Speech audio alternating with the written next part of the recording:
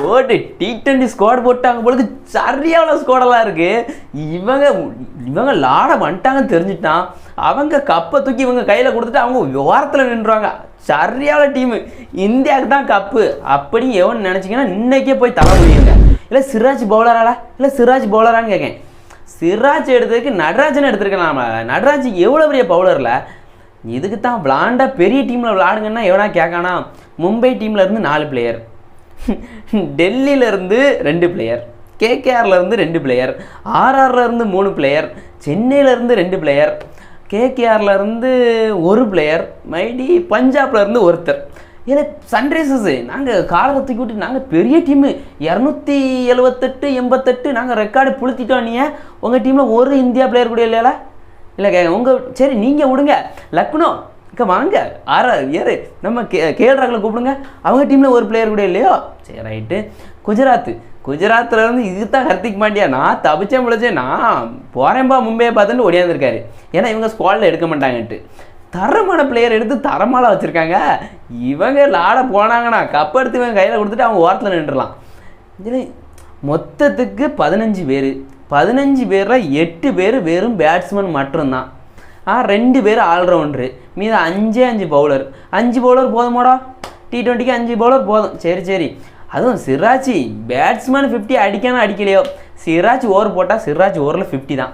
Siraj 50 run அடிக்கார். Bumrah மட்டும் தான் எனக்கு தெரிஞ்சு பவுலர் மாதிரி இருக்கார். ஹர்தீப் சிங் சரி ஓகே. சாகல் 1, மைடி நம்ம குல்தீப் 1. மைடி பவுலர்னால் யார்? ஹர்திக் பாண்டியா 2 ஓவர் போட மாட்டார். ஜடேஜாக்கு 2 ஓவர் கொடுப்பியா, அதுக்கடுத்து நிப்பாட்டுறியா போதும்ட்டு. பேட்ஸ்மேன் நீங்களே இருந்துக்கிட்டீங்கன்னா ஏன்னா ஜெய்ஸ்வால் ஒரே ஒரு சதம் தான் அடிச்சிருக்காரு.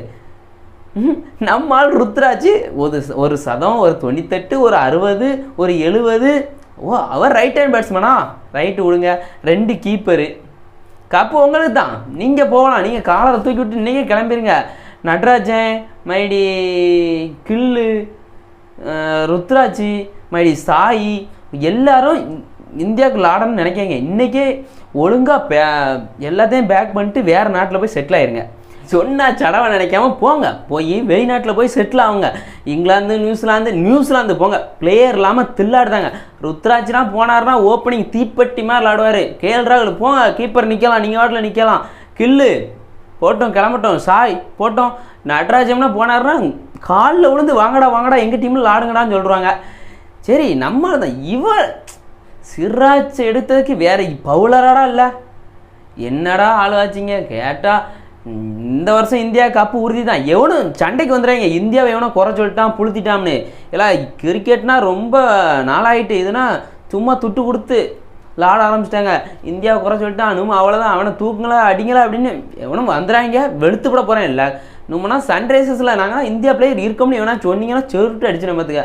ஒருத்தனும் பேசக்கூடாது. அந்த 5 பேர் பார்த்துலாம் தரமான டீமு போகிறாங்க. T20 கப்பை வாங்குதாங்க வராங்க. அதுக்கு தாண்டி ஊர் பக்கம் தலை சூட படுக்க மாட்டாங்க. வேணா பாரு. நான் அப்படியே ஷாக் ஆயிட்டேன்.